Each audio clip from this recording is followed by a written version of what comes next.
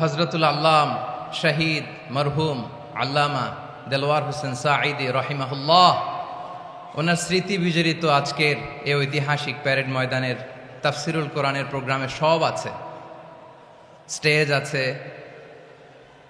শ্রোতা আছে, প্যান্ডেল আছে, মিডিয়া কাভারেজ আছে, কিন্তু আমাদের কলিজার টুকটাটা আমাদের মাঝে নাই।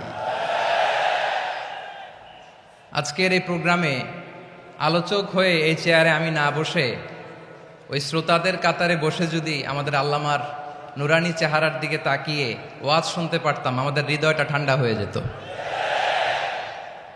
আমাদের তৃষ্ণার্ত হৃদয় শান্ত হতো।